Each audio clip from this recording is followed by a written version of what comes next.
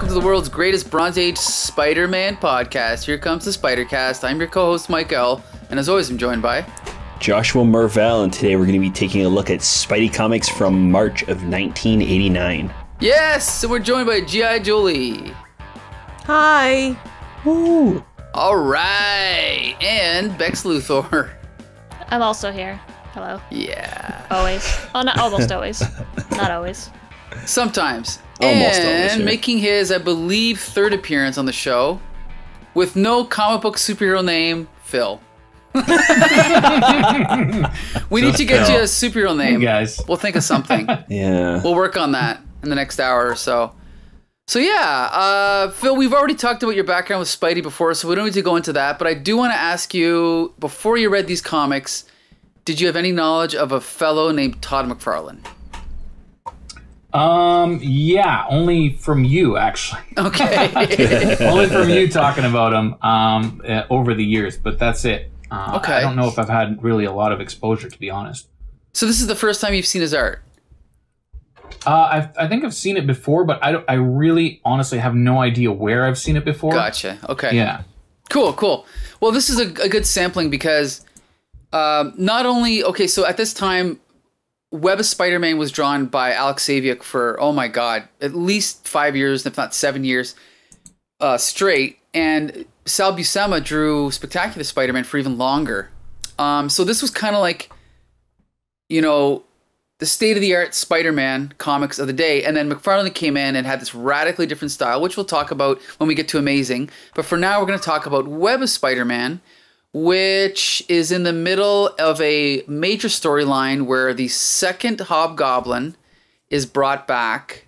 And in this storyline, his physical appearance is altered. And one of the things I actually sent to Phil in the email was the last 2 pages of the previous chapter in the story, which was Spectacular Spider-Man 147.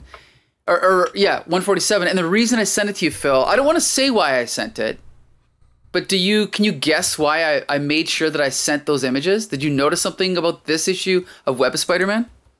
I don't recall. Okay. Yeah. Well, and I'll I spoil can't it. pull it up on my phone at the moment, but yeah. Well, I don't know if anyone else noticed this, but the first time Hobgoblin appears in this comic, he looks completely different from the last page of Spectacular Spider-Man. In the last page of Spectacular Spider-Man by Sal Buscema, he's drawn as an actual demon, like with a real demon face. Even after he takes off his Hobgoblin mask, he has a demon face, which is the point. In this comic, he has a human face with demon eyes. So these Spider-Man comics were kind of, being rushed out on a monthly basis. And so there was no internet. So obviously Alex Saviock is drawing his comic on one side of town. Sal Buscema is drawing it on the other, or maybe in a different state. And obviously they didn't communicate well, and this is what we're left with. So anyway, we can talk about that later. But Josh is going to tell us what happens in this issue of Web of Spider-Man. Yeah, sure.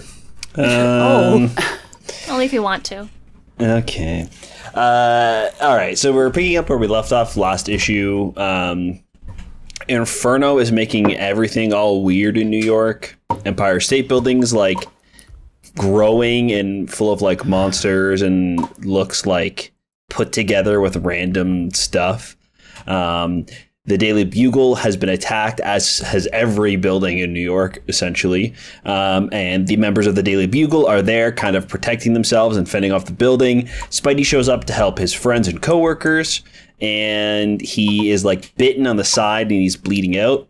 So the Daily Bugle are helping to heal Spidey back up, and he's able to rapidly heal. Which wasn't like a big Spidey thing, right? Is that like one of his powers? No, it's like, not. I assume he can like recover from like dangerous things, maybe more than other people, like more life-threatening things possibly, but I've never known him to have like super fast healing. So that was weird. I don't know if that's an Inferno thing or not, but he wakes up after everybody's kind of patching him up, and he's still hallucinating and thinks that everybody is demons. So he webs up JJ, and he crashes through the window and escapes. And the first thing that's on his mind is he's got to go save MJ. She's at her modeling shoot, and she's kind of like taken charge of everybody there and has like helped destroy a lot of these demons that are popping up. So he's on his way to that building. We catch up with Gloria Grant and Lobo, Eduardo Lobo. They're going through the mall, or maybe they've escaped the mall at this point. So they're running away through a construction site, and this forklift comes to life, and Lobo's got to destroy it, and Gloria realizes that she's in love with him, and they kiss in the middle of all this pandemonium. We cut over to the Kingpin for some reason, and he punches a dragon to death and tells a ranger to arrange it so nobody comes to get him, I guess. Because he's got to fight Daredevil or something. Anyways, we cut over to Central Park. We've got Hobgoblin looking at himself and his reflection. He's like scared. He doesn't know what the heck's going on. He's like recapping his like meetup with this head demon from last issue that turned him into a real Hobgoblin. And he looks behind him and he sees the lizard running around, which doesn't make any sense in this issue or with the context of the next one. So whatever. That's fine. Yeah. He rubs his demon dyes. He puts his mask back on and he starts chasing Spidey. Spidey goes to the building where MJ was and realizes that they started escaping through like the sewer grate. So he goes down into the sewer and he's following them there. MJ and the crew are like trudging through the grime, and the mud and gunk starts like coming to life and grabbing them. So they have to start fighting that. We cut over to Aunt May and Christy, which is Mary Jane's little niece, and she's been dropped off at Aunt May's while Peter and MJ are like fighting off these demons. Harry stops by to say what's up, and Aunt May's like, "Oh, I thought that Peter was with you. Oh, I'm nervous now because there seems to be something going on downtown." So she's nervous. Spidey and Hobgoblin start fighting each other. Because Hobgoblin's got demon energy, he's like able to overpower Spidey. And MJ comes up with this plan to get rid of the monsters and Hobgoblin after finding out that their weakness is like flash or like bright lights. So one of the photographers there starts flashing his camera lens while MJ starts like ripping off pieces of her dress and lighting them on fire, and she starts like a gas leak to make this big explosion.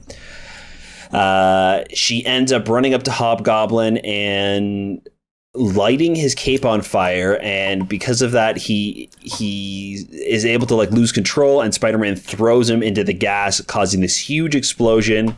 Everybody is able to make it out of the sewer safely, and Aunt May decides that she's going into the city to go see if Peter and MJ are okay. Yeah.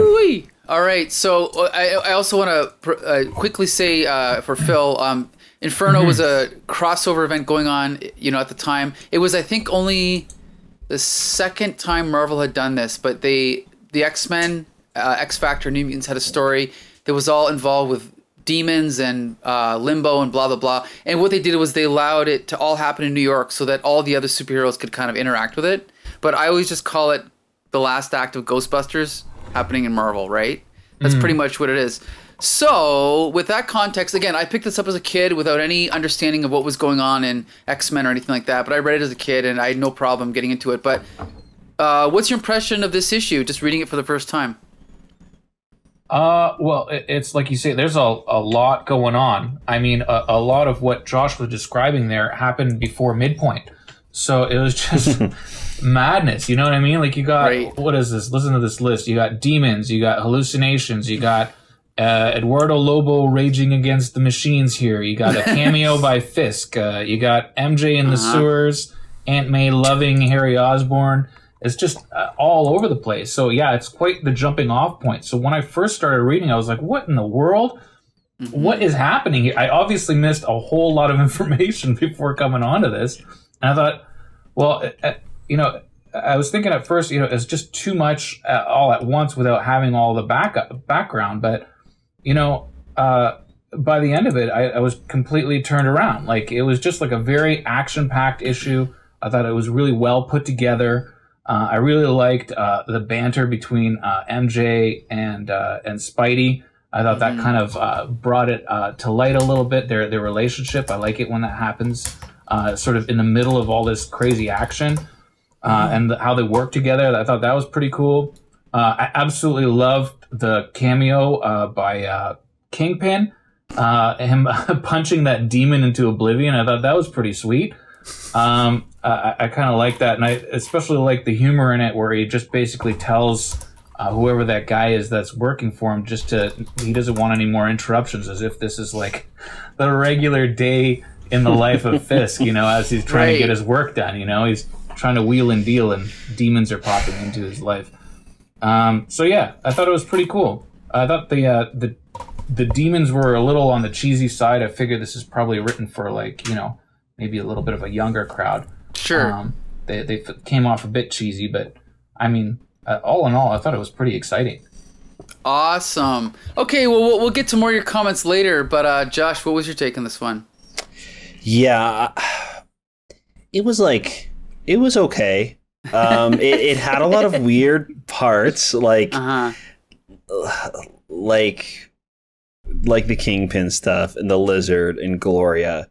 I do like the stuff with Peter and MJ. I like MJ saving Peter, them working together is super fun, but there's just so many weird detours that were going on for no reason. Kingpin and Daredevil don't show up again in the Inferno story for Spider-Man. It makes no sense that Kingpin is here whatsoever. It's so bad. They're tying this in so readers go and read Daredevil fighting a demon vacuum. Yeah, that's all he does. Right? That's what he does during Inferno, as we've learned on the podcast, is that he fights a vacuum cleaner. So, that's what we stopped the action here for, is to show Kingpin fighting a dragon and be like, read Daredevil Inferno crossover. You're going to love it, kids. And then we're back to Hobgoblin looking at himself in the reflection. I don't know. It's got some pretty fun parts, but it was just so it took too many weird detours, and it also didn't feel like necessarily the writers wanted to even tell the story, and it was like an Inferno, we've got to, I guess we have to do something with Inferno now, so we'll do this. I'll just say the last issue where they started this Hobgoblin story, I thought was really strong. This one was definitely more all over the place. They were jumping around. I did enjoy it, but I didn't enjoy it nearly as much as the previous issue, and so I'll definitely agree with you. And honestly, once they get into the sewer, I mean, other than seeing MJ kind of take charge and save the day, I just didn't. It just kind of lost me there. Everything else I was okay with, but the sewer stuff I didn't like. And the Fisk stuff was just random. Although I do like the idea of having Inferno going on and going, okay, now what's going on with Gloria Grant? Now what's going on with Kingpin? I don't mind that necessarily, jumping around to the supporting characters. So I thought that was cool, but it might have been just a little bit too much. G.I. Jolie? Yeah, it feels like they just needed. They're like, oh, okay, well we're still in Inferno, and I know that a bunch of this stuff is happening. But you still have to write more, right? Because we still have to tie Spider-Man into the Inferno event or whatever the hell's happening. Is it in X-Men? Is it in Daredevil? I don't know. No, the main story is X-Men and New Mutants, but then it's in New York, so all the New York superheroes. It all started with that damn vacuum, right? Spooky vacuum. Yeah, so whatever, it's fine. Because there's always someone's always going to be like, oh, well, if these people are in the same universe or in the same damn city as this, then how come Spider-Man isn't here? Right. So this would be like, what is Spider-Man doing at the time of Inferno? Right. Cool, this answers the question. Does it answer it well? Not as well as they could. And I feel I don't feel terrible. I feel weird now saying this about this story because Gerry Conway has extracted such high praise from me before this. Mm-hmm. So I feel like there is a decent amount of meddling, crossover meddling going on here. Because it's just, this isn't stuff that we, like the action, the Spider-Man character action isn't any different from what happened last issue.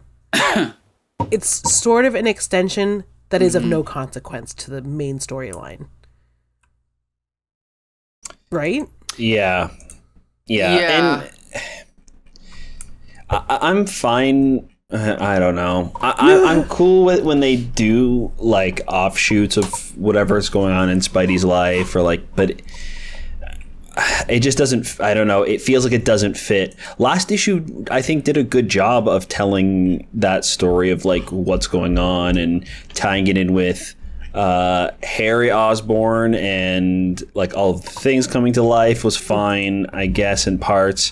And if they were to just focus on Hobgoblin, Jason Macendale, dealing with like slowly becoming more and more of a demon and losing his like soul, and then Peter is like struggling with like fighting one of his villains and trying to save this person that's being tormented, because he also might know how it feels since these demons are also in his head. So he's kind of like that sounds like such a fun story. They could do so much with it. I just think that they spend way too much time focusing on other things that don't really matter right now, and we could just be telling like a good kind of Hobgoblin story where it's like a Jekyll and Hyde type thing where this thing is starting to take over and he's less of Jason and more of the Hobgoblin at this point.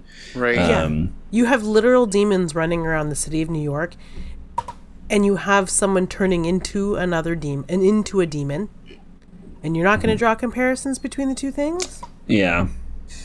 Kind of a bummer. Yeah. Becca? Lex Luthor. I would love to point out that the cover of this book says, plus a demonic encounter with the Kingpin.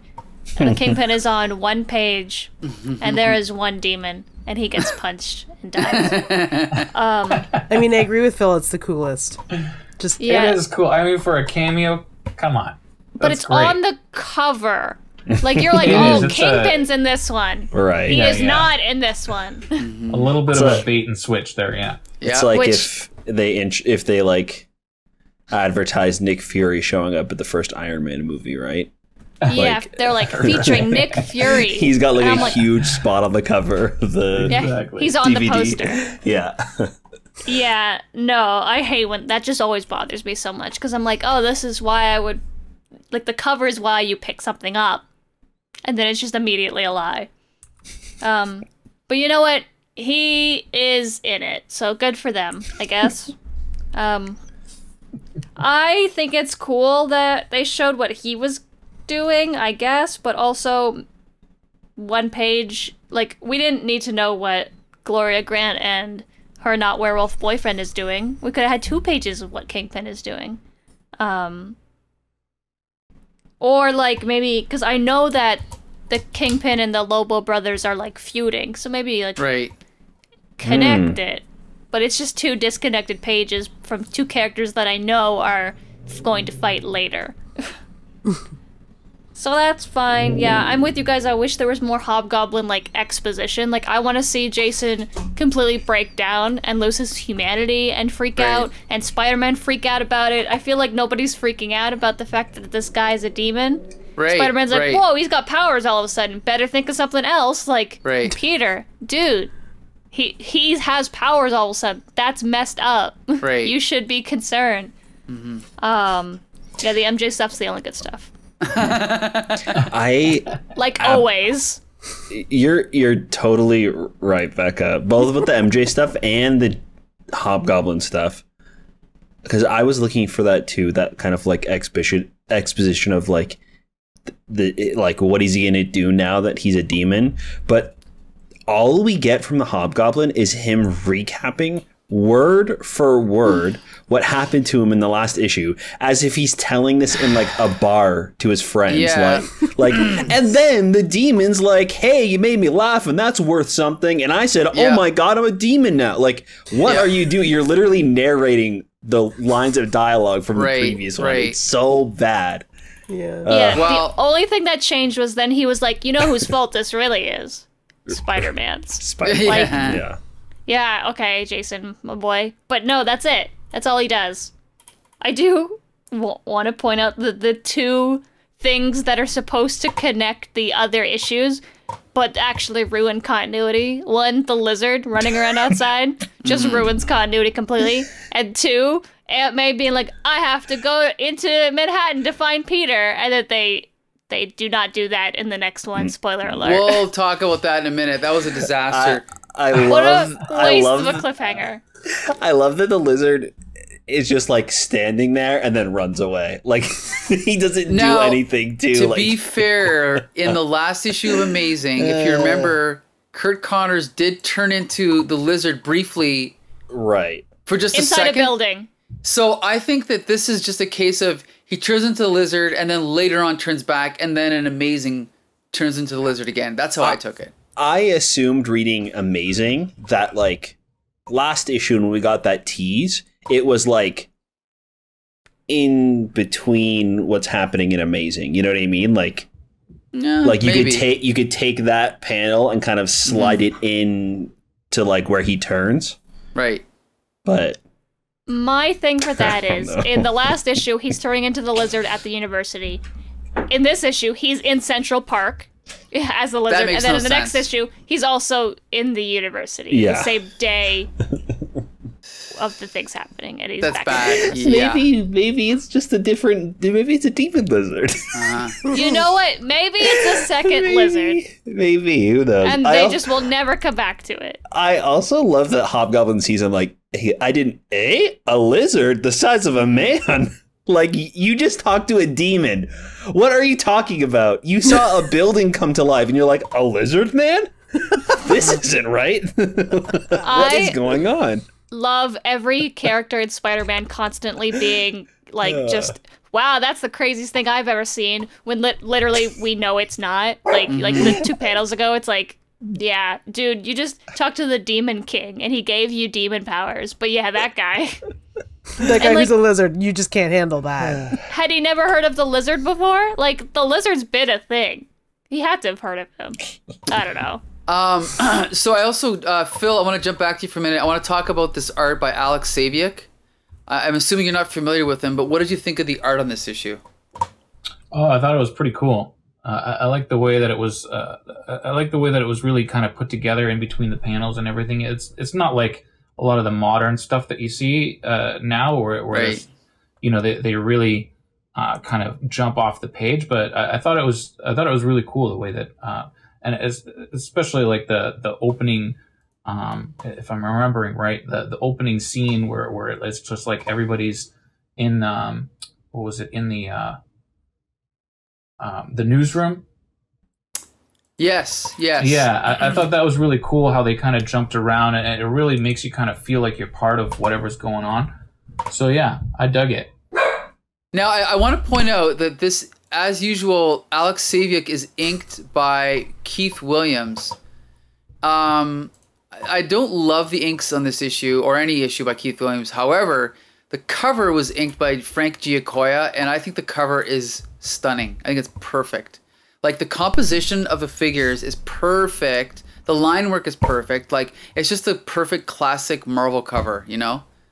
Like the Hobgoblin flying down and Spider-Man stepping away. It's just everything fits together. The shadow of Spider-Man on the wall, the rats, everything. But anyway, I just wanted to point that out. Yeah, no, it looks really great. And I have to say, you guys constantly set me up on this show with issues like this, which I always give the benefit of the doubt to the writer, thinking, oh yeah, this is all just coming together from like 14 different issues. Right. And now after talking to you guys for like 5 minutes, I realized that, a bunch of shit was just thrown in for no reason. Yeah, unfortunately. Sorry, Yeah. Phil. Depends how you look at it. It's a bummer too, because I feel like, from what I remember, it was all like meshing pretty well up until this point, and then like even like connecting with each other. The 3 issues last week were like really coherent and worked well together, and then these 3 issues I felt didn't connect at all and didn't feel like it was part of the same event. Like these could have been 3 issues from any time. Well, I think, to be fair, this... I guess you're right. Yeah, because it's still Inferno. Yeah, that's true. So it should fit together, but it doesn't. And Yikes. last week it did kind of feel like it connected. Besides the like Aunt May stuff, which didn't even work well, it doesn't really go from web to amazing to spectacular. Yeah. Well, we'll talk about that in a minute. Okay, so I'm going to say, despite all of our negative comments, I still recommend this issue. I think it's, it's a necessary part of this ongoing storyline. And even though they effed up continuity badly with the Hobgoblin's appearance, I still enjoy this storyline. So I have fond memories of it. So I think it's good. Josh, you recommend it? I don't think I do. Whoa! I don't know. It's just fine. I didn't super enjoy it, but it's not awful either. Okay, whatever you say. G.I. Jolie? It's really funny because I was like, I hope someone else doesn't recommend this too, because I can't either. Ooh, and that hurts. Whatever, this isn't the first time I haven't been able to. Usually I'm like, oh, whatever, it's part of an overarching story and you can't miss it if you're a completist. But it's like, no, literally, if you pulled this out of the pile, you wouldn't miss any beats. Ooh. There's nothing of consequence that happens in this issue that didn't already happen somewhere or isn't going to be recapped somewhere else. Okay, Bex Luthor. Sorry. My recommendation is in the form of an image that I'm going to send, and I will tell the audience how to search for this image. So I was just on the Marvel fandom wiki for this issue because I was like, oh, I just want to make sure I'm getting everyone's names and stuff right. You know how I do, special research. And I was like, oh, interesting races, demons, okay. So we go to the marvel.fandom.com/wiki/demons page, and for some reason, this is the first picture. And that's my recommendation, so. Oh my god, no, that is a demon. Oh my god. Either I pick any of the demons' faces, or the Green Goblins. I don't know why when you search up demons, you have the history of demons in the Marvel Universe, and then the only other option is Earth 6799, which is where the original Spider-Man animated series takes place. That looks great. Love it. It's very good. I might have a new phone background. Sorry to Josh's Frogman. And maybe this will be my desktop background. And okay, finally, Phil, do you recommend it? Well, I'm going to stick with my original review, just based on absolutely no history whatsoever. Right. I think Don't it's a fun place to jump into. Right. But obviously, if you look at it in the larger picture, clearly it's lacking. So it's funny how completely different you feel about something without having the full picture of it, right? Right. The wet blankets. Do you think that if, anyway, go ahead. Sorry. if you pick this up off the newsstand, this would actually and you had no idea about Inferno, this would actually make you want to read more. Well, and right. And that's exactly why I would recommend it. That's exactly it. There you Jolie, go. For sure. And that's the point. Yeah. I mean, we as readers will continue to keep reading logically, but they have captivated an additional reader. So I'm not a big fan of this recommend or don't recommend. I feel let's like ditch we need like a scale because Okay, I don't well, yeah. I don't like hate it. You know what I mean? I wouldn't put it with the rest of the Marvel team up that I didn't recommend. Well, I mean, You know what I mean? we can just do 1 out of 10. That's what Flea Market Fantasy does. You want to just change it to 1 out of 10? I don't know. We can. We should change it up now. Episode 151. We'll change it up. Well, for the not for this comic, but for the next comic, we'll give it a rating. But anyway, Okay. All right. okay. So that wraps up our web review. Now we're going to jump to Amazing Spider-Man 313, which I bought off the stand because it had a great cover by Todd Mcfarlane. And to summarize, we're going to go with... Huh? Go ahead. I think this is one of the first comics I've ever read. Yeah, me too, actually. Really? Yeah. What are the chances? I'm pretty sure I actually have this comic book right now in my bedroom. Whoa. And when I sat down to read this one today, I was like... the cover like pushed me back like a Egon or Ego and Ratatouille moment where I was like pushed. I'm like, oh my god, I remember holding this comic as a little kid. You remember the smell of it? Yeah. Here's the thing. I mean, McFarlane has strengths and weaknesses, but he clearly knows how to draw the lizard on this cover. The Spider-Man's hands with the gloves ripped over the fingers and the hand, and the way that the lizard is pulling his mask off. Again, I had never seen anything like this when I was like 12 or 13 years old. It just blew my mind. So, yeah, I can guarantee the sales on this were high just for the cover, you know? Oh, yeah. But Do we know where the secret spider is on the cover? well, actually, if you notice under McFarlane's name, it says 2, which means there's 2 to look for. Really? Yes. Oh, I only found one. Yeah, I only saw the one in his finger. So yeah, Phil, McFarlane hides spiders on the covers. Oh, I see the other one. Oh. So, okay, so if you look on the left on Lizard's sleeve on his coat, there's one above there. Spidey's hand. And then The other one's on the Lizard's finger above Spider-Man's right eye. His like ring finger. The Lizard's ring finger on the right. Oh, yeah, I see it. I see that it. One Cool. was a hard one. I found that one and stopped looking. I didn't realize there were 2. That's the other cool. joke on the cover of Spider-Man #1 from '91. He puts like a question mark or something funny just because there's like a million of them. But anyway, usually Bex Luthor would review it, but instead this is going to be reviewed by the already superhero Christian Beta Ray Fil. You've already got a name, Phil. We just forgot. It's Beta Ray Fil. Anyway. Oh, good job. And he's technically not reviewing it because that's what we do after. He's summarizing it. Yes. Yeah. So Phil, can you tell us what happened in this issue? Yeah, sure. So, like you said, it's Amazing Spider-Man 313, and it's written by David Michelinie. Am I pronouncing that right? I'm not sure. It's Michelinie. No way. Yep. Michelinie. That would be the last way that I'd pronounce that. Okay. Yep. Michelinie and some gorgeous with art. Pickle My Knee. Anyway.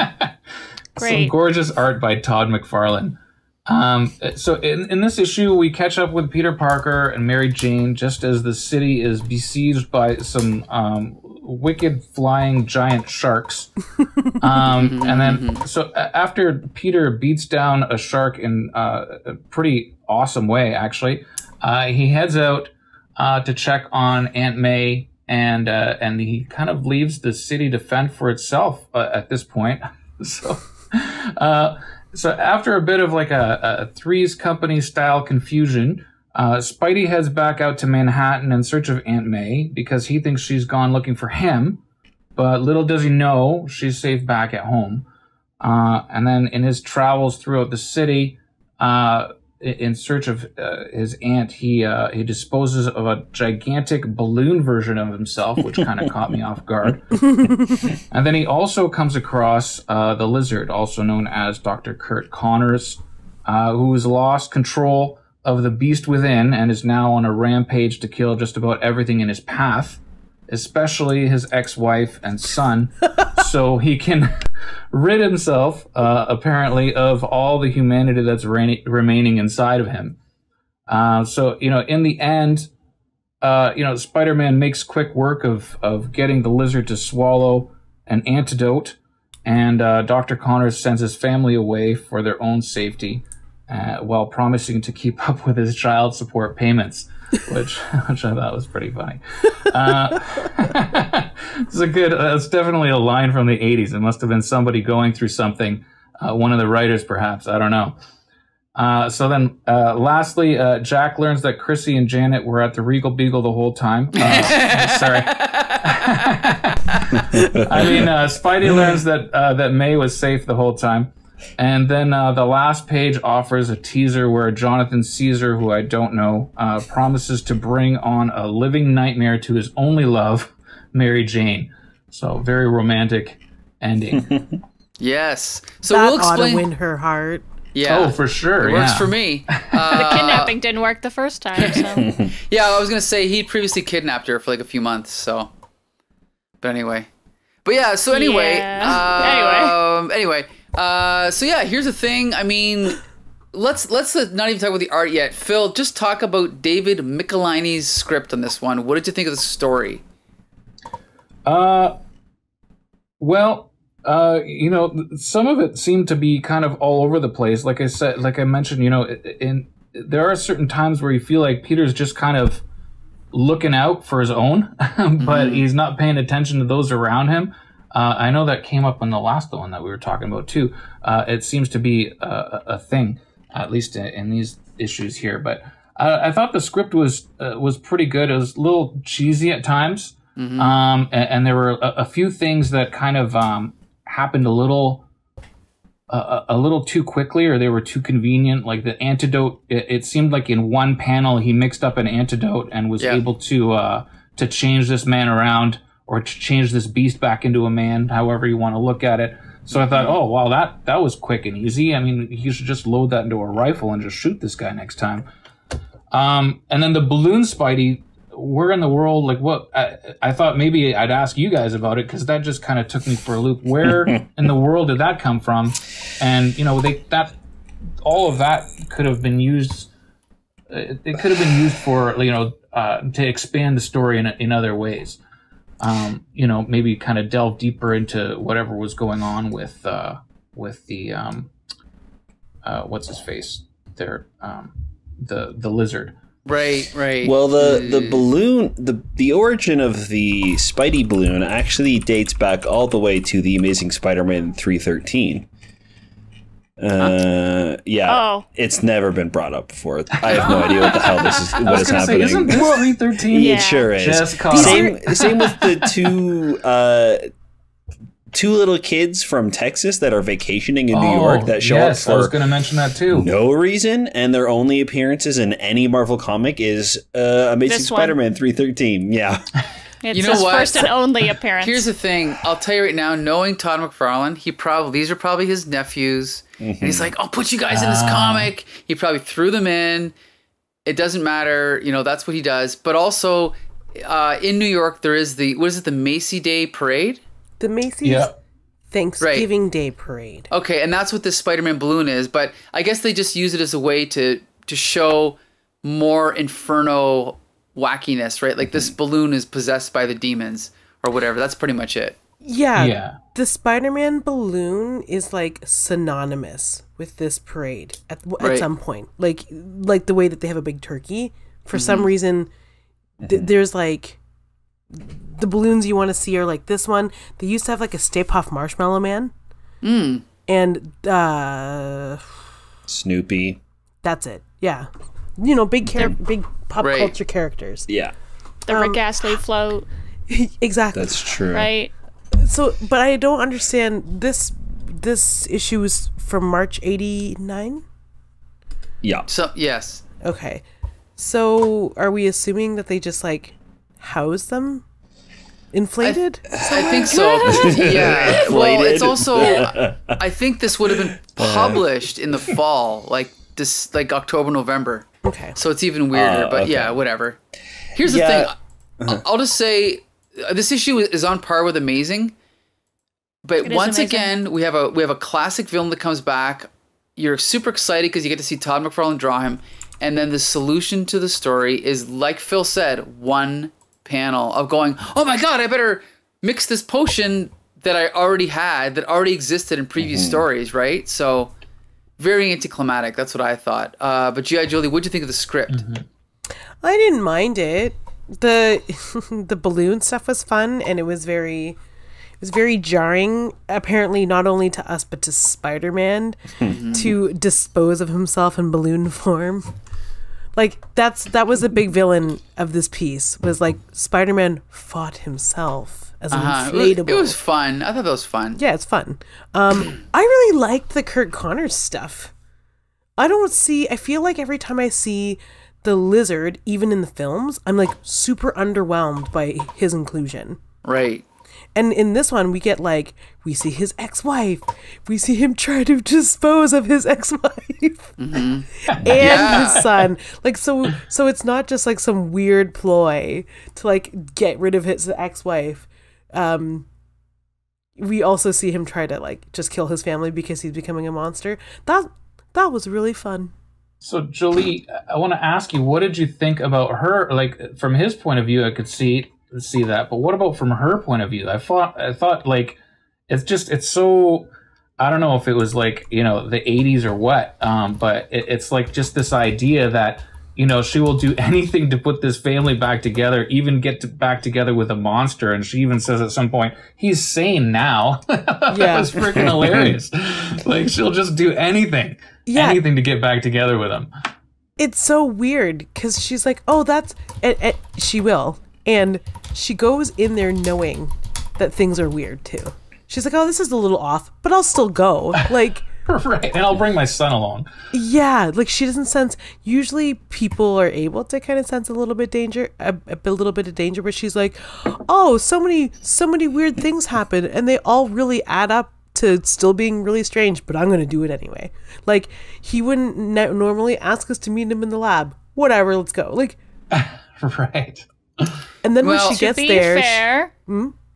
To be fair, her husband does turn into a giant lizard. It's true. So how much more, like, is she, like, gonna say, oh, that's strange? Like, she's the only character, like we were talking about this last issue, she's the only character who's like, none of this is odd because everything is odd. Yeah. So it doesn't surprise me anymore. Yeah, and, like, so, like, she gets up there, he's a total lizard, like, literal lizard, and she's like, no, he won't try to kill me.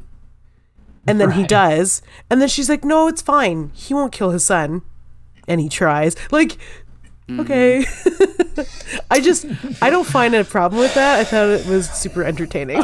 I thought it was so funny how, like, utterly forgiving she was in every respect. You know, it was like, yeah. I don't know. You know, here's the thing. We should point out quickly the Marvel style of writing. And we don't know for sure how this issue was created, but sometimes... the artist, like the writer would write the script, the artist would draw it, and then sometimes the artist would change it enough that the writer had to kind of fit things together in a way that he didn't intend. And I know for a fact that the image artists, starting with McFarlane and then going to Rob Liefeld and Jim Lee, they became so popular that they would just change whatever they wanted and they could get away with it because the editors would side with them, right? So it's possible that the story... the way we see it is not exactly what David Michelinie intended, you know? So yeah. Or maybe David Michelinie wrote a story so bad that Todd McFarlane, you know, tried to fix it? Yeah, tried to fix it. And it became more entertaining and more like bitey lizard because of it. Who knows? It's definitely entertaining. I'll give you that. But Bex Luthor, what'd you think of the script in this one? It's a little on the ridiculous side of things. Okay.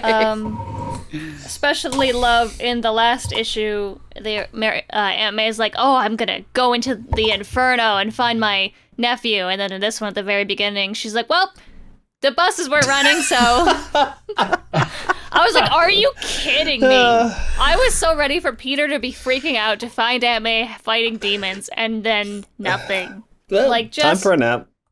Don't put that at the end of the last one, then. They could have just had a splash page. Yeah. But do see, something else. This is what I mean is it feels like either between the art and the story or between the two different writers, somebody screwed up along the way, right? Like all this like Three's Company bullshit with Aunt May, it doesn't add up, right? I was just thought, what's the purpose of him going and then coming back? Like that could have been taken out completely. Yeah. Yeah. They need to write out Mary Jane so he doesn't have to save her again. That's what's going on. But, like, it could have been Aunt May getting attacked by the giant Spider-Man balloon. Who are these kids? Like, it could have been also anybody we know. Yeah, it would have been... It would have been way better if it was like the lizard that was like, I'm gonna trap Spider-Man here to fight himself in the balloon, like the demon balloon, so I can get away and kidnap my family. Or the family is the one that gets kidnapped and he tries to save him, and by saving him from the balloon, the lizard is able to like come in and swipe up the kid and the mom. Like, I don't know, I did enjoy this one. I had fun reading it, but there were moments where I was just lost as to what, like, why certain things were happening. Becca, were you done talking? I think I just kind of bulldozed you. I'm so sorry. I'm literally never done talking. You have to shut me up. The other thing I was really confused about is the shark a demon? Like the shark at the beginning. Oh yeah, because the demons. Well, yeah, but the demons are just demons. No, I mean like the demons. So far, they haven't like turned into other things, have they? I see what you mean. Possessed things, and also the shark bleeds, so it's like it's a real shark that's possessed. I guess yeah. So is it like possessed from SeaWorld? But they don't have sharks in SeaWorld. Well, they have sharks somewhere, don't they? I don't know. Are there sharks in? I'm sure there's an aquarium. Surrounding waters of New York? I mean, it is near the ocean, so isn't that what Jaws was about? Yeah. I was just very confused because I was like, they've possessed objects, but they have yet to possess living things. So where's this shark from? It also would have been a big giant balloon shark if it was like a skeleton shark. That would have been pretty cool. Yeah, I don't know. I was just confused. I was like, where'd the shark come from? Yeah, it was confusing. I like the way that he put away the shark, though. Yeah. That sequence was cool. Like, he just kind of smashed it. It was pretty sweet. But, I mean, it was just completely thrown in. You know, it's like, what do you call that lead scene in like a TV show? It just seemed like that, but completely disconnected from the rest of the show.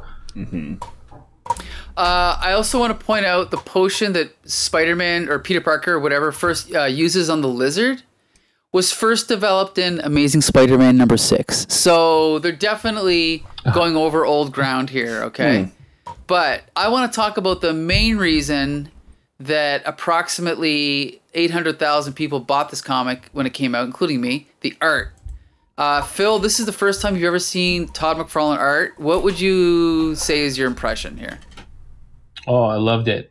Just immediately, just loved it. You know, I love. I love the way that the lines are drawn. I love it just kind of jumps right off the page 100%. I just love. You know, not only that, but just the way that it's colored. Just seems like, you know, when you think of like, you know, the definition of comic book, you just think of, this is in my mind what I think of when I look at these pages. So I thought it was really cool. Well, yeah, and there's so many. Again, this was when McFarlane was really hitting his stride. There's so many standout pages in this comic. Like the first appearance of the lizard is great. You know, Spider-Man swinging through the suburbs with the trees. Even that's a great shot with the spaghetti webbing. Even Kurt Connor's mother or wife and son driving through the city. These little touches. Now, again... that's an excellent point, actually. Go ahead. Sorry. Well, I was going to say, I grew up thinking McFarlane invented all these techniques. He technically got a lot of them from Art Adams and Michael Gold and Frank Miller, but he put them all together into one style. And the car driving with the circles on the headlights, and then the wide shot of the car driving down the street. That's not something most artists would do with the streaks of lines, to show the motion. That's it just adds so much to it. And then the heavy shadows on the mother's face. But what were you going to say, Phil? I was going to say, yeah, as soon as you mentioned the wife, that's what really stood out to me too. He has a really great eye for expressing emotion through detail.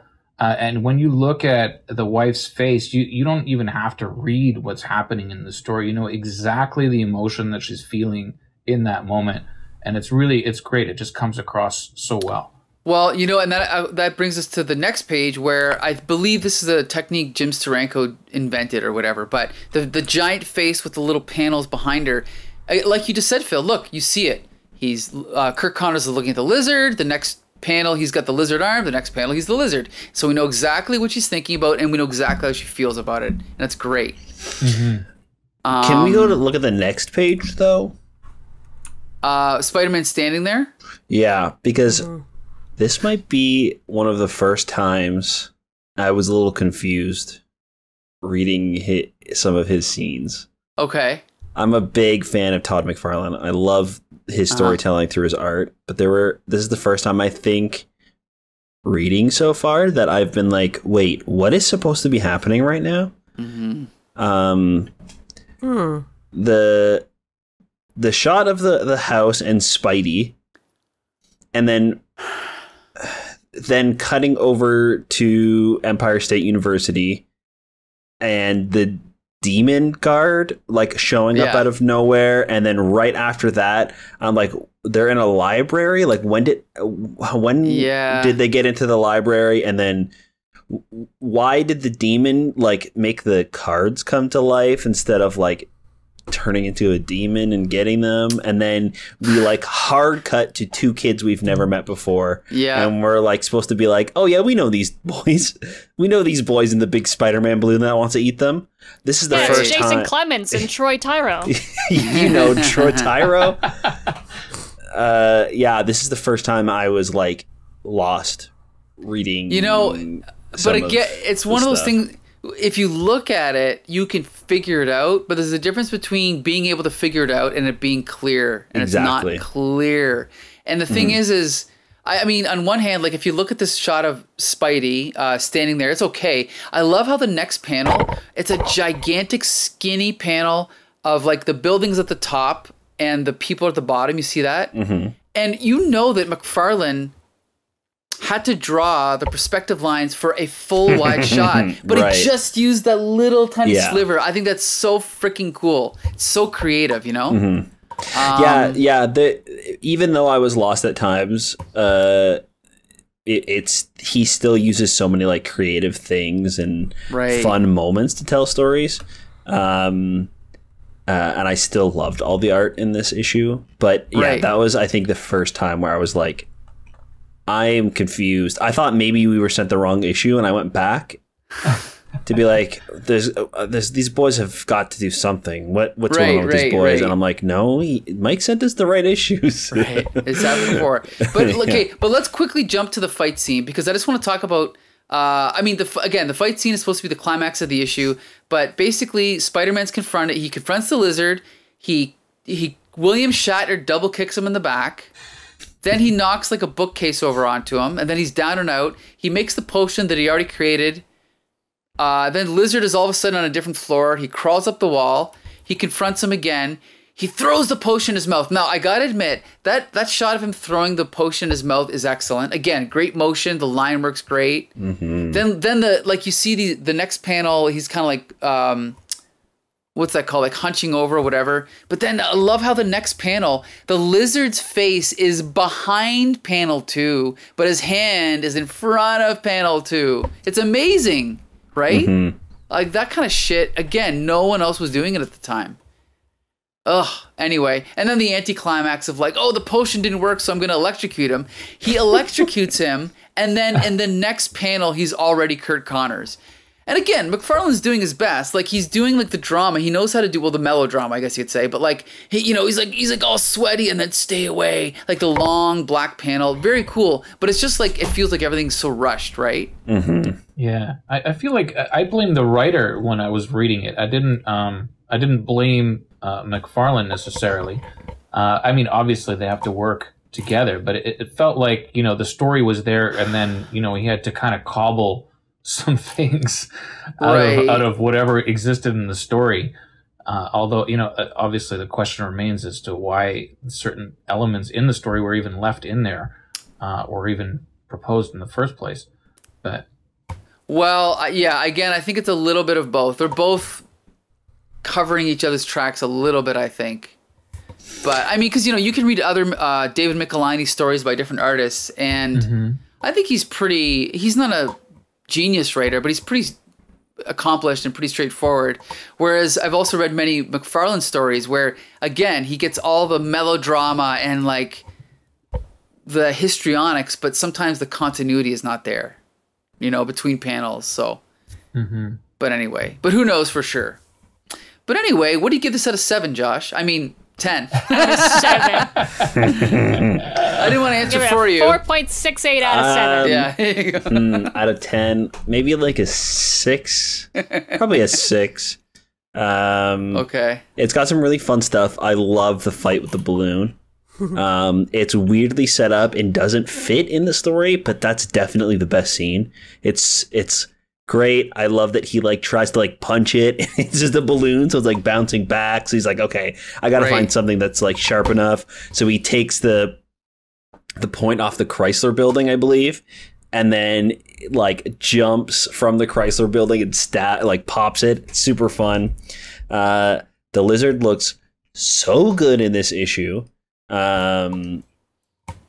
There's great stuff with that. Spidey swinging around the city is great. So there's some fun things. I think it's a little messy here and there, but yeah, a 6.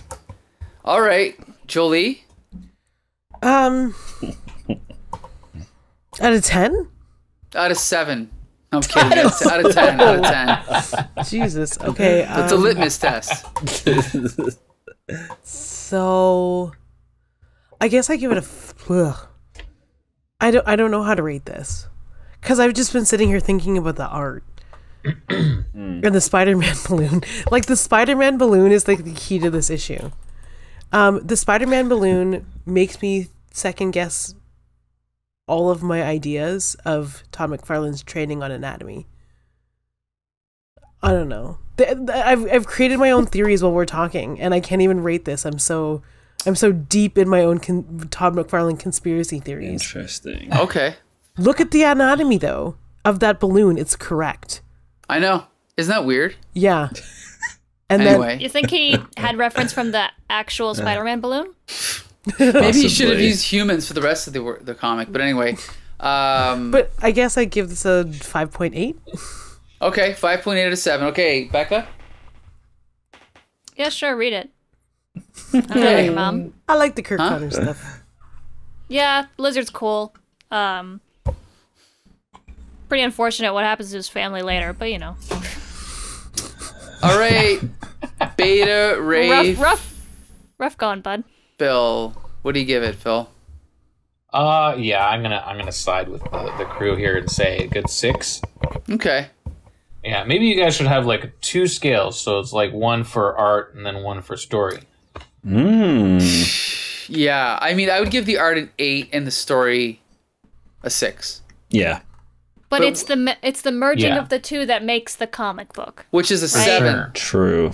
There you Right? go. Which is a 7. Yeah. It's a 7, but it's like a flawed 7. You know what I mean? Right. It's like a So a 6?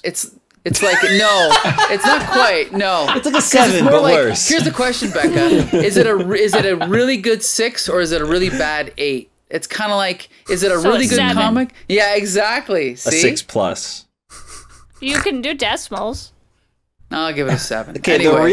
the real question is, what are your fan casts for Jason Clemens and Troy Tyro in the MCU? Because that's all I can think about. Okay, you know what? I have to Two of those Stranger Things kids, right? Right, yeah, They're in yeah. everything. Okay, Yeah, two of the guys, strangers. I looked it up, and this is their first and only known appearance. Those Yeah. 2 kids. Sorry. Yeah. Yeah, we mentioned it. So, But, okay. Yeah. Oh, did you? Yeah, we Yes, did. Josh But did. I didn't know it was official though. But okay, Yeah. I didn't know you looked on like the website. Yeah. Wouldn't it be hilarious, though, if somebody Unfortunately, resurrected those characters? Grant Morrison, too bad he stopped writing Exactly. I know. comics. But, like, he is the exact type of writer who would resurrect those 2 kids and make them important or superpower them I agree. based on this I event agree. that happened. It's like, oh, well, during agree. the events of Inferno, they became demons, but they were good demons. And Yep. they are now, Right. like, world-hopping demons. One of them was like inspired by the big balloon and became like a clown superhero.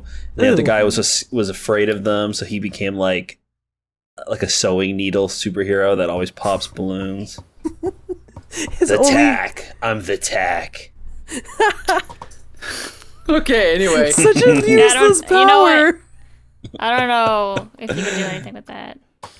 Okay, so we are gonna move on to the final comic of the night. Oh! What? It was, these two kids won a contest to be in a Spidey comic. See, I knew it. Oh, okay, that's kind I of. didn't say that, but I still knew it. Where did you find that? Internet. Oh, Internet. I'm just like, Oh, other that's people were blogging about this issue, and they were like, oh, seems like a weird in-joke, and they're like, oh, update, the guy commented and said that it was me. oh, that's so cool. That's cool. Whatever, Okay, it's that's fine. pretty It's cool. fine. It All didn't right, stand out to me. It didn't bother me. That's a little. But anyway, That's why they're fully named. Then. yeah, that's what I Right. figured. That makes more sense. I wonder, You know what? I hope those children were so happy. I changed my mind. That part's great now Yeah, that I know that's- that it was two real children I agree. who That's got to pretty be in the cool. comic. 'Cause how cool would that have been? Okay, now we're going to talk about Spectacular Spider-Man 148. And this is I'm going to summarize this one. So, again, for Phil, just so you know, Ned Leeds, at this point in continuity, was known as the original Hobgoblin, okay? So Ned Leeds, he first appeared in the 60s as a supporting character, and then as they like to do in Spidey, they like to tie in the villains with the supporting cast, and so they revealed after 4 years that the Hobgoblin was actually Ned Leeds. But then, about 5 years later, the original writer who created Hobgoblin came back and said, actually, that was not my original intent. My original intent was to have him be revealed to be Roderick Kingsley. So he put out a new story, and they revealed that it was actually not Ned Leeds, it was Roderick Kingsley. But at this point, as far as everyone knows, Ned Leeds was the original Hobgoblin, and his wife, his widow, is Betty Brant. Who is she in the movies? Yes. She's in one She's of in the movies. the Tobey Maguire movies. Yeah. Who's she played by? Elizabeth Banks. Oh, that's right. She's also in the Tom Holland ones. Yeah, she's Sort the of. blonde girl, right? Right. You remember her, right, Phil? With Ned, actually. Kind of. I In have the, a faint memory. Yeah. Okay. Phil's In like, the- wait, Elizabeth Banks was in those Spider-Man movies? I remember Elizabeth Banks, but I remember her role was super minor, though, wasn't It it? was very small. yeah, she has like Yeah. the black bob in the movie, and she works for the Bugle, Right. Yeah. like JJ's like secretary or something like that. That's right. Yeah. Yeah. Anyway. Okay. So anyway, here, I'm actually finding a picture of her just because I want to look at her. But anyway, okay, so we'll look at Spectacular Spider-Man. So on the cover, we have Spidey coming up from the grave as a zombie. In the background, we have Ned Leeds, we have Gwen Stacy. And the title of this book is Night of the Living Ned, which is obviously a play on Night of the Living Dead. So we open up this issue with a zombie coming out of the ground and scaring the crap out of Betty Brant. And Betty Brant has been having some problems lately. Well, basically, she can't accept the death of her of her ex-husband. Uh-oh. I'm sorry, her dead husband. Banjo starts Actual playing. husband, never an ex. Yeah, never an ex-husband. Despite her husband. cheating on him anyway. Yes. With Flash Thompson, who's here right now. And I don't know, and you know Flash Thompson, right, Phil? Flash Thompson was the bully Yeah, from... at first I thought they were referring to the Flash, and then I was like, oh yeah, I forgot about Flash and Spidey. Right. So basically, he's there to comfort her, and Quiet Jolie. yeah, I know, that's sad. You know how many times I've seen those movies and he's fought Flash, and it's just like, I don't know why it took so long for it to click in, right? Yeah. what's Flash doing here again? When is he gonna put on his costume? I know, Anyway. right? Ridiculous. So anyway, then we get this little moment that calls so much attention to itself. We know it has to come back later in the plot. But Betty talks about how she has a what's it called, like a gas heater, right?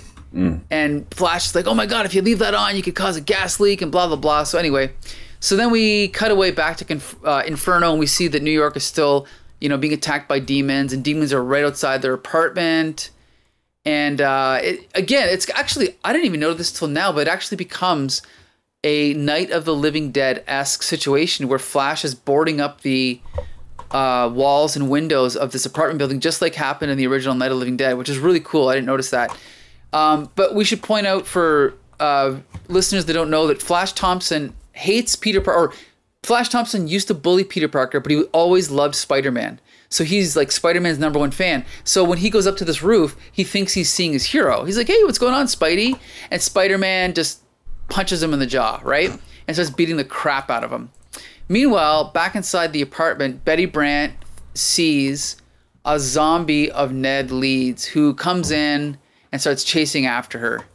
And she's like running away, and there's all this narration. Then like evil Spidey webs up Flash Thompson, and he's like, you know, you annoy me, you make me want to barf. And he's like all trying to get inside of his head, and then he like swings away, and then Betty Brant starts having hallucinations now of like a ghost Ned Leeds. And then this is the moment where Betty Brant turns her life around, right? She's like, that's it. Suddenly I don't care. Ned was right. I've depended on others for too long, and it nearly destroyed my life. No more. I finally get it. I'm on my own. So now Betty Brant is going to like, you know, stand up for herself. Meanwhile, outside, evil Spidey gets attacked by Flash Thompson. Flash Thompson rips off his mask, and underneath is another Spider-Man face. So obviously this is a demon Spider-Man. It's not the real Spider-Man. So they keep wrestling. Betty goes back in, and she finds that gas heater that we referred to earlier. And the demon comes in, the zombie comes in, and she basically says, stop pretending whatever you are. I know you're not Ned. So now she finally realizes this is not her dead husband.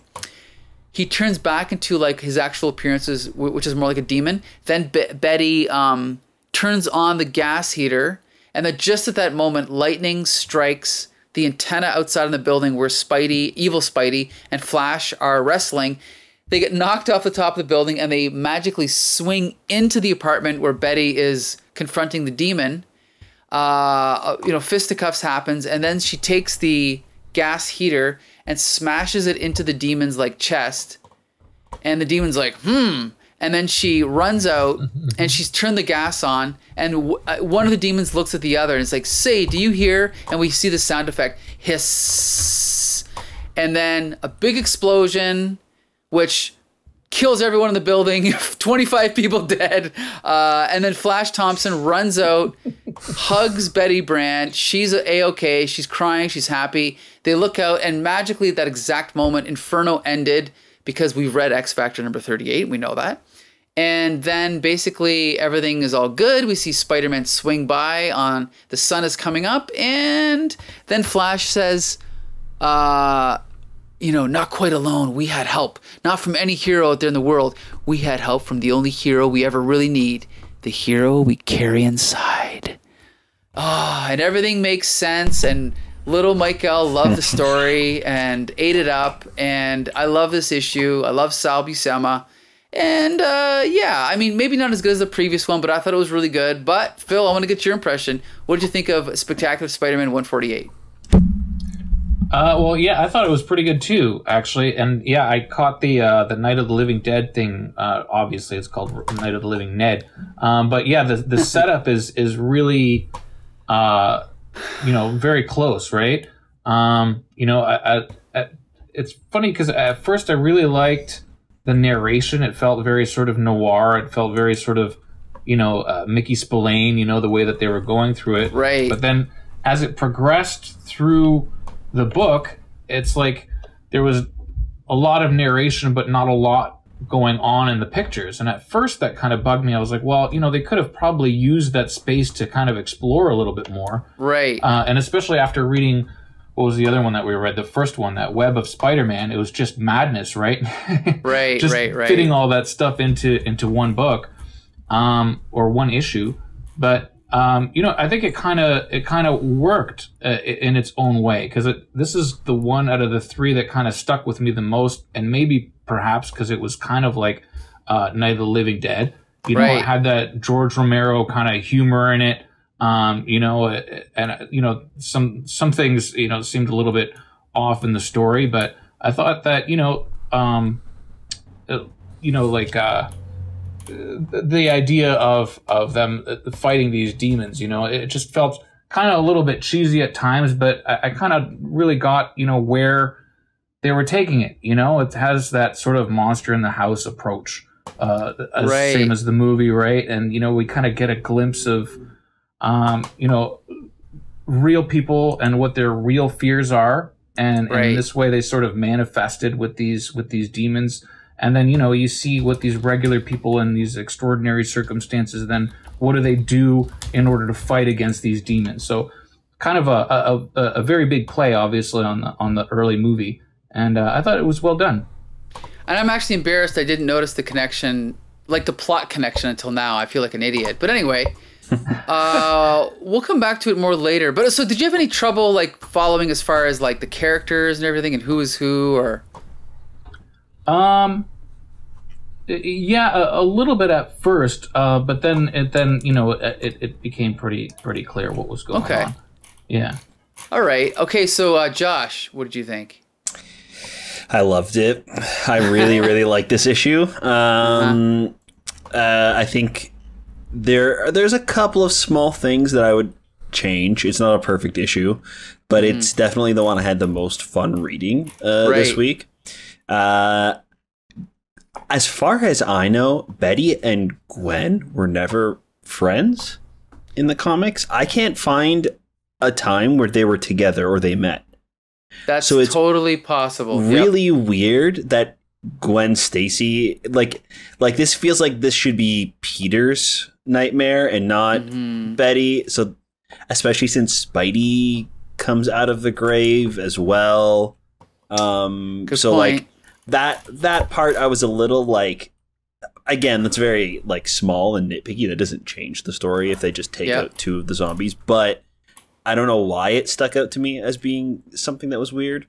And then some of the dialogue for the demons was just ridiculous. Like when the demons got the heater in his stomach and the other one turns to him and says, "Say, do you hear that?" As he like adjusts his monocle, like, "Why, I do say there is a hissing noise happening." It's some of the dialogue felt really dated for some reason in this issue, but I really like focusing on Peter's secondary characters. I love that they don't have to have Spidey show up and punch somebody to save the day at the end.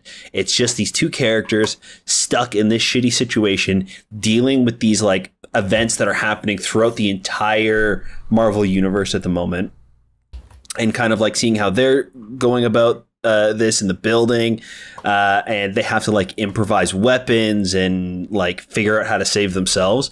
That's super fun, and I really like seeing these two characters together. Right. I had a lot of fun. All right, G.I. Jolie, what'd you think? Oh yeah, I really like this a lot. A lot more than I should.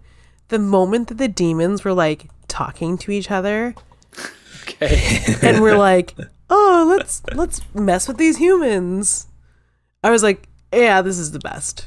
This is great." And like, this is probably exactly what I would assume would happen in an event title, right? This one captured the spirit of Inferno the best. So it's like, okay, what's happening? Inferno is happening, or the events of Inferno are affecting New York City. We know that Spider-Man and friends live in New York City. What would be happening to them while Inferno is happening? Without us having to show Daredevil or the X-Men. This is what would be happening. Like, this is what would be happening to Betty and Flash. I always call him the Flash, but I'm having a Phil problem. But like, this is exactly what I expect, because we know that Inferno means demons in New York. And this is exactly what they gave us, was demons in New York. Are we back to Gerry Conway again? No. Yeah, it's Gerry Conway again. Yeah. Okay, great. Same writer as Webb, yep. I agree with Josh. It's not perfect. Like, Gwen Stacy coming out of the grave is weird. Right. But having the demons sort of split Betty and Flash up, and to separate them, and to have like this weird nightmarish hell come up. Like, we already know that Betty is dealing with her own personal mental health issues. This was probably the best portrayal of her mental health issues since the death of her husband. Right. And her dealing with it and not being a complete basket case about it. Right. Unable to handle her mind. Right. Up until this point, the way that her mental illness was treated and written was written as if the people who were writing it had never experienced trauma or someone with a mental health issue. But this seems like, I mean, they paired it with horror as well, which is usually what I'm not, I'm not an expert, but I feel like mental illness, hallucinations, and horror kind of go hand in hand, and they kind of help solve the problems of the plot really well. Right. When you have to write a horror plot. And like, can I say how scary this comic looked? Yikes. Like You want to talk about our pal, Sal Buscema? Well, not until we hear from Becca, but... Okay, well, yeah. So we'll get to that in a minute. Me again, it's fine. No. Go ahead, Becca. No, you want to talk about Sal? Let's talk about Sal. Let's go. Our pal Sal. What am I? Okay, go ahead, Becca. I just agree with everyone. I think the best part of this, and I don't think Spectacular has done this in a long time, is this is one story. It is just one thing happening. It's one event. We're not checking on Robbie Robertson halfway through to come back to like zombies attacking Betty Brant. This is just Flash and Betty. They do split up at one point, but they started together and they end together, and it's just what's happening to them in this apartment in this 20 minutes, and I love that. More of that. I just want more like, is Kingpin fighting demons? No, I want more of like just one person's story at a time. Right. Please. Agreed. Yeah, this one's great. I love the turmoil, and I mean, to be fair, I feel like Betty should be a little more guilty about cheating on Ned, though. Yeah. Like Flash is there, like zombie Ned doesn't go, "Oh, don't you love me, Betty?" Zombie Ned's there, like, "You left me for that jock," which he should have been angry about, but besides that, it just add to the trauma and the guilt of her husband dying and all of that stuff. But besides that, I did enjoy it. I do also like how this is how we see the end of Inferno in the Spider-Man story. It's just this part. Like, it has nothing to do with Peter. It has nothing to do with Hobgoblin. And it's in fact, Spider-Man is not in this issue until the last page when he just swings by. Weird. Yeah, that's it. Yeah, very weird. Interesting. Does anyone know how Inferno actually ends? Well, I read it when I was 13 and Yeah. thought it was the greatest story ever written, so... Daredevil is that a sucks up yes? all the demons with a vacuum, I think. Oh, Yeah. really? Yeah, You weren't that's it. kidding about that? No, he does fight a vacuum. He does fight a vacuum, yeah. No, I don't remember exactly what happened, but there's two stories going on at once. But, remember Anya Taylor-Joy from New Mutants? Yeah. Magic. Her character, Magic, does something with a demon. I don't remember what. Something happens. She defeats the demon, reverts back to being a little girl. Baby, yeah. Because then the demon uses X-babies, right? Yeah. And then in X-Men... Best story ever written, according to that. It's the best story ever written at the time. And then in New Mutants in X-Men X Factor, they finally confront Madeline Pryor, who was Jean Grey's duplicate, who became the Goblin Queen. Phil, you can see why I thought it was the best story ever written. And they have to save Nathaniel Summers, right? He's part of that. Is he? Because he's a baby. Baby I don't remember Cable? if he's in that. Is he? Isn't Oh, he must be. But this is not where he gets sent to the future. That's later on. No. This is it's like, isn't Madeline want to steal him away? because she's like, oh, it's my baby, but it's Jean's baby. Are they talking about T.S. Eliot or Chris Claremont? I can't tell. That's what Phil's thinking right now. Okay. It's so weird. I asked one question and I got answers, yet I have so many more questions. Yeah, exactly. No one knows how Inferno ended. Anyway. No, even Inferno doesn't know if it's ended or not. I'm reading the page here, and I'm just like, X-Baby? It why says that they rescue them, and then the X mansion gets destroyed. Holy shit. They also fight Mr. Sinister at some point? Yes, this is also the first major appearance of Mr. Sinister. It's a very good story. You should read it. God, Mr. Sinister is just awful. Anyway. Okay, well, while you're doing your research, Becca, Phil, thank you. I'll leave you to it. Phil, I want to know your opinion on the art in this issue. Oh yeah, I thought the art was great. It just grabbed you, the cover, and then all the horror stuff. I thought it was great. Really well done. You know, like I said, the only thing that perhaps they could have done a little bit more is kind of, I don't know, not stretch it out so much. I remember there's this one sequence where like they go to board up. I think it's her. She goes to board up some of the windows or something, and it's like, I don't know, 7 panels of her walking around, you know, with wood in her hands. You know, it's like that's the only kind of thing that sticks out. But otherwise, like, but when you think about it in the context of like the movie and the mood that they're trying to build, you know, maybe I'm wrong. Maybe that's exactly why this issue stood out in my head, is because they took their time.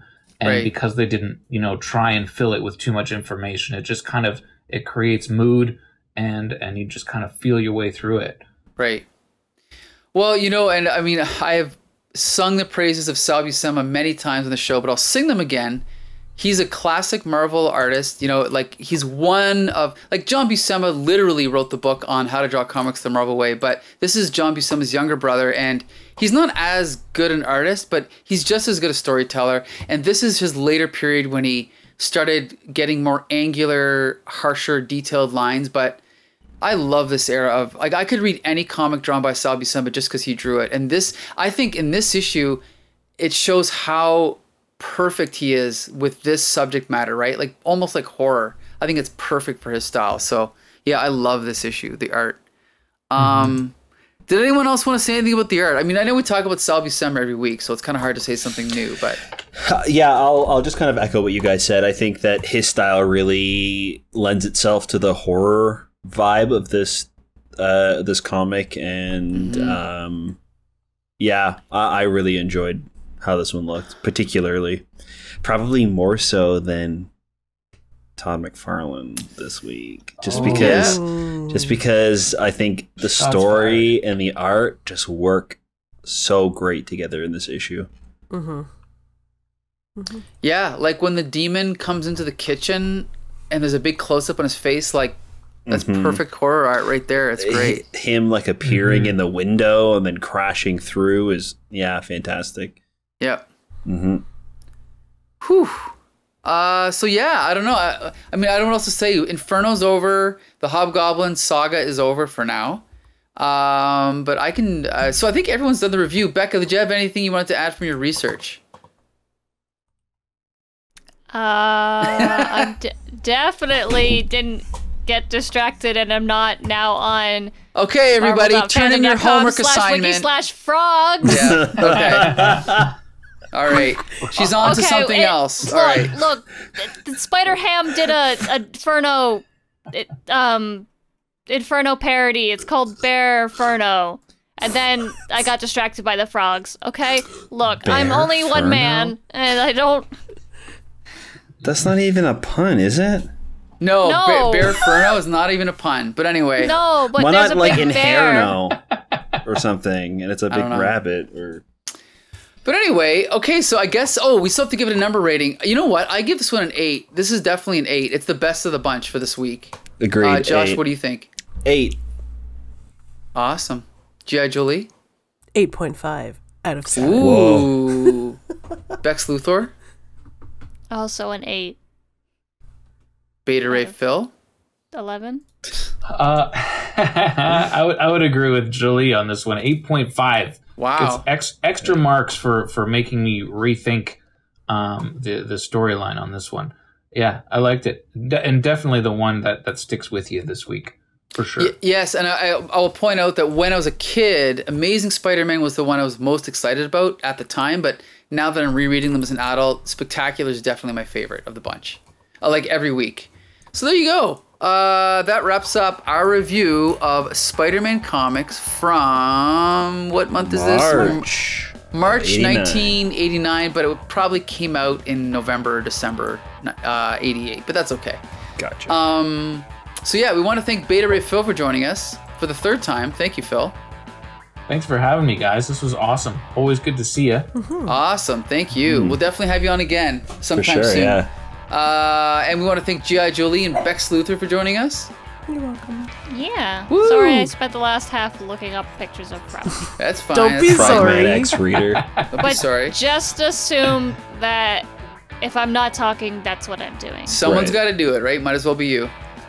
And Josh, you can take it from here. Yeah, thank you guys so much for listening to the podcast. It really helps when you leave us a review or comment on any of our things, letting us know what you think about the podcast, and let us know what you guys think about the comics we're talking about. We want to hear from you guys. You can find us anywhere at the Comic Book Syndicate. Our podcast is available wherever podcasts can be found. Please keep in touch, and let's keep that comics conversation going. And until next Monday, see you later.